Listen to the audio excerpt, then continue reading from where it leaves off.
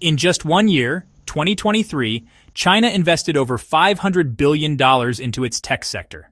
That's not a typo. That's more than the total GDP of countries like Norway or Austria. And China spent it in just 1 year, only on technology. It's like building a dozen Silicon Valleys all at once. Now compare that to the United States.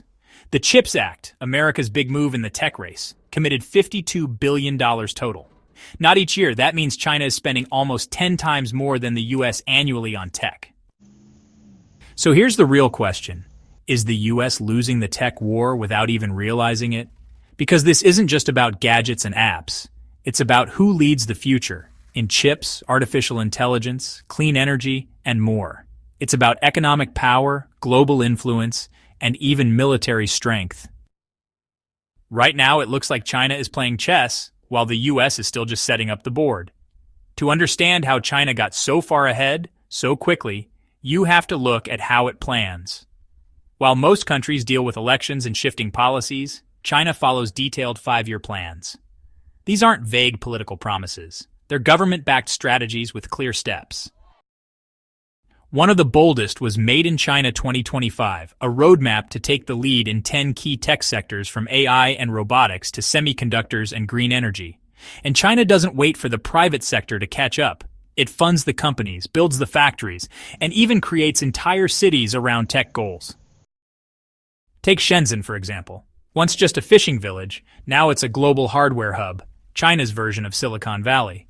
But with a twist in China, there's a close partnership between the government and corporations. While Silicon Valley runs on venture capital and risky startups, China takes a centralized, coordinated approach. The government sets the target, and companies fall in line. Look at SMIC, China's largest chip maker. Even after US sanctions, SMIC managed to develop 7-nanometer chips, on par with tech leaders like TSMC. They did it with less funding and limited access to Western equipment.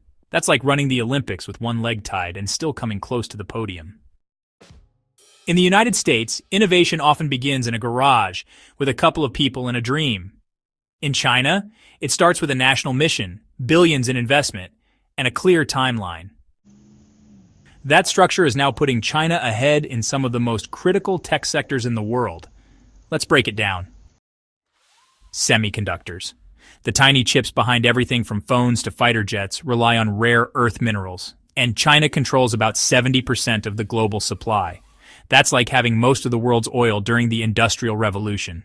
If chips are the new oil, China is OPEC and Exxon combined. Electric vehicles and batteries. China's BYD sold more EVs than Tesla in 2023. That's a big milestone. And when it comes to EV batteries, China's cattle isn't just ahead. It dominates, supplying around 1/3 of the world's EV batteries. If the EV race is a gold rush, cattle is selling all the shovels. Artificial intelligence. While the US is cutting funding for major science agencies like the NSF, China is doubling down, investing over $2.1 billion into AI industrial parks. These are entire cities built for AI research with labs, factories, and universities all working together. So what happens if China ends up controlling 80% of the world's solar panels, chips, and EV batteries? It's not just a tech issue. It's about control over supply chains, setting global prices, and deciding who gets what. If the future is a tech battlefield, China is already building the weapons, the roads, and the rules of engagement. This isn't just a policy discussion, it's already affecting big American companies. Apple, for instance, has started moving parts of its supply chain to India due to rising US-China tensions. But many of the components still come from China. It's like trying to move out of a house but still needing to use the kitchen. NVIDIA, a major player in AI chips, was hit hard by the US export ban on high-end chips to China. It lost around $5 billion in potential sales. And Huawei, once thought crippled by US sanctions, it came back stronger, now making its own AI chips, directly competing with NVIDIA. Even Tesla admitted, we can't compete on battery costs without China. Think about that. The world's most famous electric car company says it depends on its biggest rival just to survive. US firms are stuck. If they cut ties with China, they lose access to key parts and giant markets. But if they stay, they risk being blocked or outpaced by US policy itself. The pressure is rising, and cracks are already starting to show. With China rising fast, the US isn't just watching, it's fighting back. But here's the real question. Are these actions bold strategies or just quick fixes? Let's start with the CHIPS Act. The US pledged $52 billion to boost local chip production.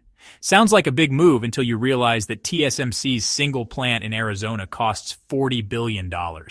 That's one factory. So $52 billion for the whole US chip industry? It's like trying to fill a swimming pool with a coffee mug. Now let's talk about export bans. The United States has blocked companies like Nvidia and AMD from selling their most advanced chips to China. The message is clear. You can't use our tech to beat us. But China didn't just sit back. Huawei's new chip launch shows bans don't always stop progress. Sometimes they speed it up. On the diplomatic front, Washington is trying to build a tech alliance. For example, it convinced the Netherlands to stop ASML, a key chip-making company, from exporting to China. But these deals, they're fragile. European countries still worry about losing access to China's market. Back in the US, there's growing pushback. Some economists warn that tariffs on Chinese tech could raise inflation. Elon Musk even called it a tech iron curtain, warning that too much isolation could backfire, pushing China to build its own ecosystem that's even tougher to compete with. So is the US being strategic or just scared? Is it planning for the future or simply reacting to the moment? That's the big question the world is watching. The tech race between the US and China is no longer just their fight. It's become a global chessboard, and every country now has to either pick a side or figure out a smart way to play both. Take Europe. The EU launched its own €47 billion chip subsidy program. On the surface, it looks like they're trying to keep up with the US and reduce dependence on Asian supply chains. But behind closed doors, they're walking a tightrope, trying not to upset China, one of their biggest trade partners, while still supporting US-led export bans. It's like dancing with two partners at once, without stepping on either's toes. Now look at the China Plus One strategy. Countries like India and nations in Southeast Asia are attracting businesses that want to move some operations out of China. But they're not cutting ties with China either. India, for example, still does business with Huawei, even while inviting American tech investments. They're hedging their bets, like a gambler splitting chips across two tables. Even Saudi Arabia is playing smart. While the United States warns about China's tech influence, Saudi is buying Huawei's AI systems to modernize its economy. For them, it's not about geopolitics. It's about getting the best tools, fast. And then there's Africa. Despite U.S. pressure to choose Western alternatives, 60% of Africa's telecom infrastructure runs on Chinese 5G. Why? Because it's cheap, fast, and ready to go. For many African countries, it's not about loyalty. It's about who delivers. And right now, more and more countries are betting on Beijing. Now let's jump to the year 2030. What happens if China wins the tech race? First, China won't just build the devices. It will set the rules, the platforms, and the digital standards. Instead of Google defining how the internet works, it could be Huawei or BYD. Think about it. Your phone, your car, your smart home, all running on Chinese systems. China is already ahead in 6G patents. If they dominate 6G like they did 5G, then the future's communication backbone will be made in China. Even money flows could change. If China expands its digital yuan as an alternative to SWIFT, the US could lose a major financial tool, its global influence. Now let's flip the script. What if the US adapts and launches a comeback? In this scenario, the world splits into two parallel tech ecosystems, like a new Cold War but with AI chips and quantum computing.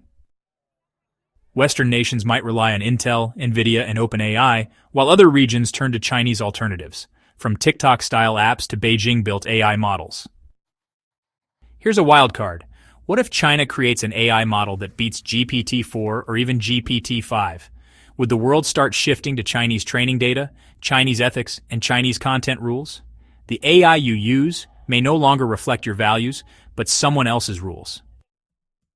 So, why should you care? Because this isn't just about companies or profit margins. It's about who controls the future. Your internet access, your job, your car, even your digital wallet, they could all be impacted.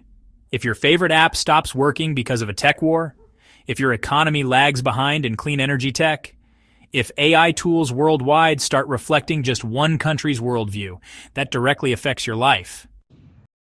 And here's the uncomfortable truth: the US is behind. Some say it's time for a radical reset, like a new Tech Manhattan project.